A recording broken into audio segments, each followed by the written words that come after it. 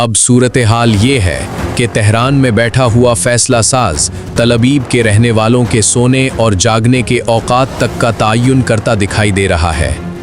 मौजूदा मंजर पहले से कहीं ज़्यादा वाज़े हो चुका है, ख़ास तौर पर इसके बाद जब ईरान ने आज जारी कशीदगी के 10वें दिन हमला आवर तैयारों का इस्तेमाल किया। यूं बाहमी हमलों की इस तवील सिलसिले में एक नई पेशरफ्त सामने आई है। इस शाम तल अबीब ने तसादम के आगाज़ के बाद से अब तक की सबसे भारी ज़रबों में से एक का सामना किया। इसराइली ऑपरेशनल ज़राए के मुताबिक एक ईरानी ड्रोन निस्बतन कम बुलंदी पर परवाज़ करता हुआ शहर के ऊपर पहुंचा और फिर उसने एक गाइडेड मिसाइल फायर किया जो शहर के वस्त में वाक़े गुंजान आबाद इलाके तसामूत एलोन की रिहायशी इमारतों को निशाना बनाया गया। इस हमले के नतीजे में मुतअद्दिद अपार्टमेंट्स मुकम्मल तौर पर तबाह हो गए, जबकि वसी इलाकों में हीटिंग का निज़ाम भी बंद हो गया। तिब्बी अमले के मुताबिक कम अज़ कम 4 अफराद हलाक हुए, जबकि 22 अफराद ज़ख्मी हुए हैं, जिनमें से बाज़ की हालत तशवीशनाक बताई जा रही है। इसके अलावा 10 अफराद को दम घुटने और शदीद सदमे की अलामात के बायस इलाज के लिए मुंतकिल किया गया। हम तक पहुंचने वाली तस्वीर में, जिनमें से कुछ हम आपको दिखा रहे हैं, हमले के मकाम से घने धुएं के बादल उठते दिखाई देते हैं, जबकि फ़िज़ा में दीगर ड्रोन भी परवाज़ करते नज़र आ रहे हैं। ये मंजर इस मुरक्कब हमले की नौइयत को ज़ाहिर करता है जिसे तेहरान ने इस कार्रवाई में इस्तेमाल किया।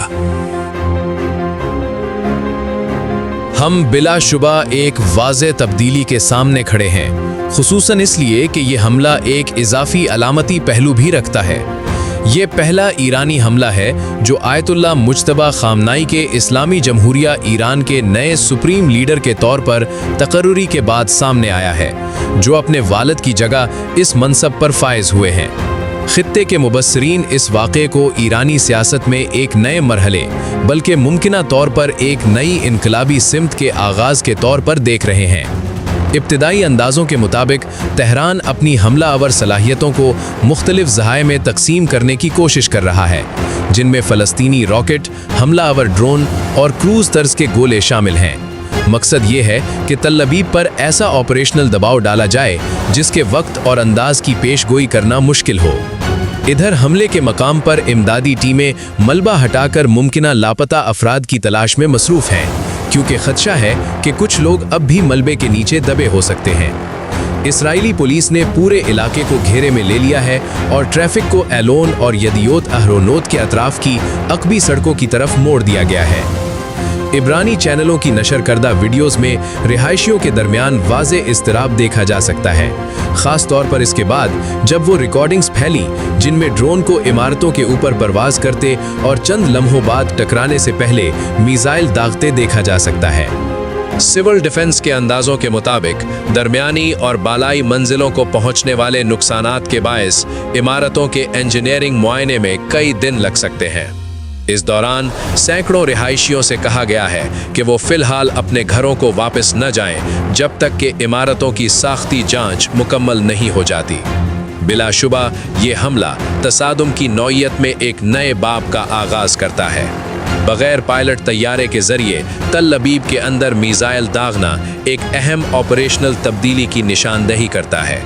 दिफाई निगरानी की तहों को उबूर करना, शहर के मरकज़ तक पहुंचना और एक कसीर मंजिला रिहायशी इमारत को हदफ बनाना इस बात की अलामत है कि तेहरान 10 दिन से जारी बाहमी हमलों के बाद इसराइली दिफाई ढांचे की कमज़ोरियों को आज़माना चाहता है। इब्तिदाई तज्ज़ियों के मुताबिक इस नौइयत के ड्रोन्स तवील फासले तक परवाज़ कर सकते हैं और हदफ के इंतखाब से पहले फ़िज़ा में कुछ वक्त तक ठहर भी सकते हैं, जिससे हमला आवर फरीक को आखिरी हदफ तय करने में खासी लचक मिलती है।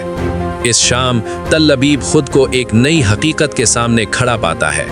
हमला किसी फौजी अड्डे या बुनियादी ढांचे की तनसीब पर नहीं, बल्कि एक गुंजान आबाद रिहायशी इमारत पर किया गया, जो इस बात की निशानदही करता है कि इसराइली दाखिली महाज पर दबाव बढ़ाना भी इस हिकमत अमली का हिस्सा है।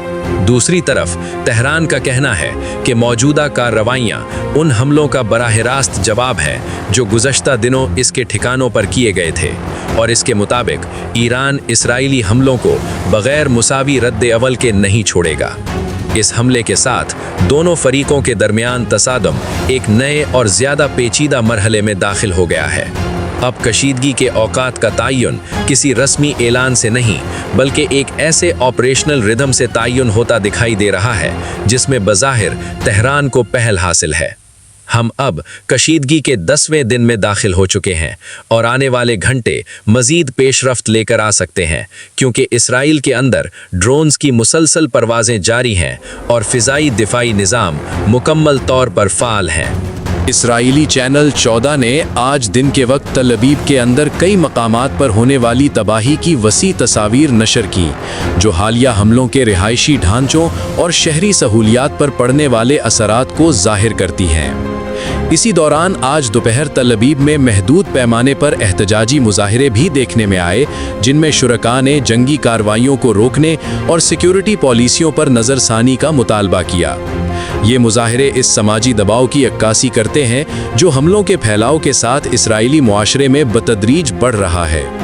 ابتدائی معاشی اندازوں کے مطابق گزشتہ 10 دنوں میں اسرائیل کو ہونے والے براہ راست نقصانات $5 ارب سے تجاوز کر چکے ہیں۔